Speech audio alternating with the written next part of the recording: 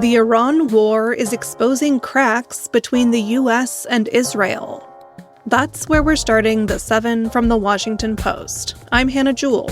It's Friday, March 20th. Let's get you caught up with today's 7 stories.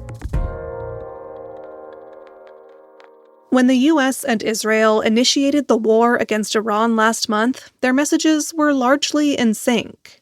President Donald Trump and Israeli Prime Minister Benjamin Netanyahu both called on Iranians to overthrow the regime of the Islamic Republic.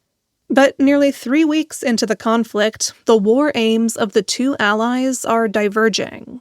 While Trump imagined a quick military victory with only modest economic pain, Netanyahu had grander visions of toppling a regime he has sought to vanquish for 40 years. On Wednesday, Trump distanced himself from Israel's attack on an Iranian gas field.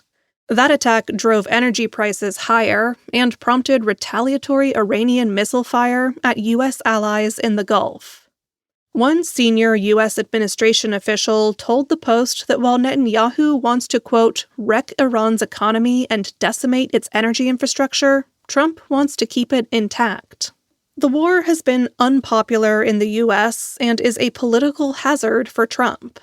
But according to polling by the Israel Democracy Institute, 93% of Jewish Israelis support the war.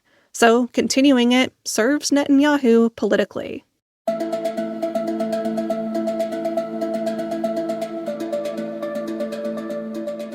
Trump joked about Pearl Harbor right next to Japan's prime minister. That's number 2. Yesterday, Trump hosted Sanai Takaichi for a meeting at the White House. She became Japan's first female prime minister in October. The pair took questions from reporters. Trump was asked why he didn't notify American allies, including Japan, before launching strikes on Iran. In response, he invoked Japan's surprise attack on the U.S. in 1941. One thing you don't want to signal too much, when we go in, we went in very hard, and we didn't tell anybody about it because we wanted surprise. Who knows better about surprise than Japan? Okay? Why didn't you tell me about Pearl Harbor? Okay? Right? Takaichi did not appear amused. She widened her eyes and dropped the careful smile from her face. But she didn't respond to the reference and remained measured toward Trump. This episode was the latest example of the unpredictable and often uncomfortable reality of a White House meeting with the president. He has a penchant for revisiting fraught moments in a country's history in front of its current leader.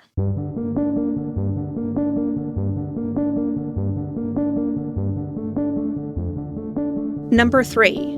Vice President J.D. Vance asked for proof of European censorship and found none. Last year, aides to Vance ordered a small office at the State Department to document how European regulators were censoring online speech.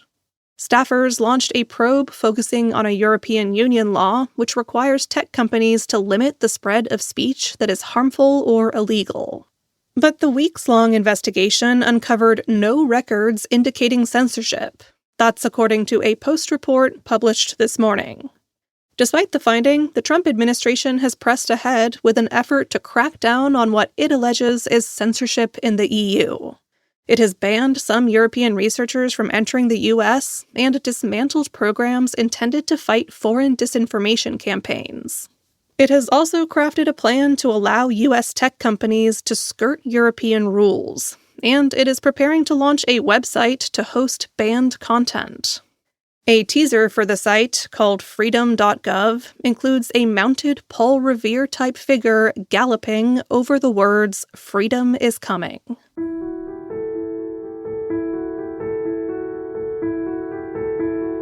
The names of some January 6th officers are missing from a tribute. That's our 4th story. Earlier this month, a plaque honoring police officers who protected the Capitol was installed at 4 a.m. on a Saturday without announcement or ceremony.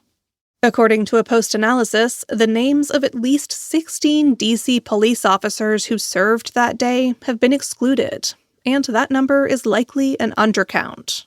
Carlton Wilhoit, who said rioters left him with bruises, told the Post that learning his name was left off was a slap in the face. The list has already been subtly updated with the names of nearly 30 other officers since the plaque's early morning installation.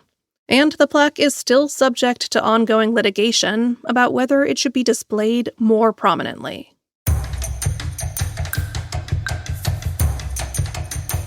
Number 5. Cities are racing to confront the legacy of Cesar Chavez after assault claims. This week, the New York Times reported that the iconic Latino farm labor activist groomed and sexually abused young girls in the movement he led. The activist Dolores Huerta, who co-founded the National Farm Workers Association with Chavez, also told the Times that he sexually assaulted her when she was an adult. Huerta is now 95. Chavez died in 1993. The revelations about Chavez drew immediate calls to rename buildings, schools, streets, and other memorials dedicated to him nationwide.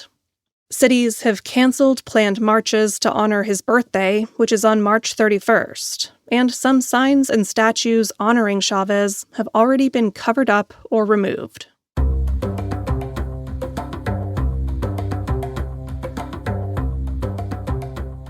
ABC axed its latest season of The Bachelorette days before its premiere. That's number 6. Wish me luck. Bye. For those of you that don't know me, I'm Frankie Paul, your new Bachelorette. The 22nd season of The Bachelorette was supposed to premiere on Sunday night. But yesterday, TMZ published a 2023 video that appears to show season lead Frankie Paul engaging in domestic violence. A police news release issued after the incident indicates that Paul had injured her child during a fight with her ex-boyfriend. Paul pleaded guilty to aggravated assault. This incident was not unknown to ABC. Paul's arrest after the incident was featured in the Hulu show The Secret Lives of Mormon Wives. Paul was a breakout star of that series. Hulu and ABC are both owned by the Walt Disney Company. This is the first time an entire season of the Bachelor franchise has been canceled before it aired.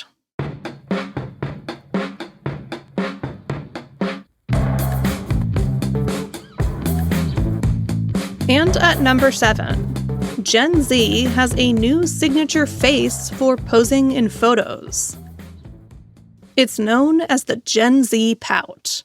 If you're not familiar, allow me to paint a picture.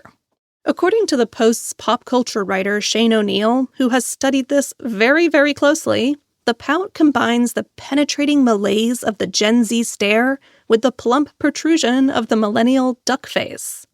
If you can't remember the duck face, imagine Mary-Kate and Ashley Olsen, who, it was revealed in a previous decade, would say the word prune every time a photo was taken. But according to the next generation, trying to look your best for a photo is pretty cringe. To protect against it, try a sulky, glamorous frown. If you still can't envision it, you have no choice but to look up our newsletter today. Then you can see how young stars Rachel Sennett and Lily Rose Depp pull it off. Personally, I will continue to smile in photos with an embarrassing sincerity.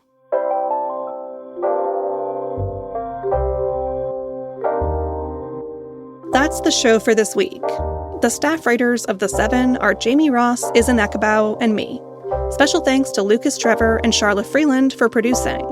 John Taylor is our editor. Copy editing by Kendra Nichols, Rebecca Branford, and Victoria Craw. Mixing and sound design is by Jim Briggs and Justin Garish. Our theme music is by Edith Mudge. I'm Hannah Jewell. Thanks for listening and have a great weekend. I'll meet you back here on Monday.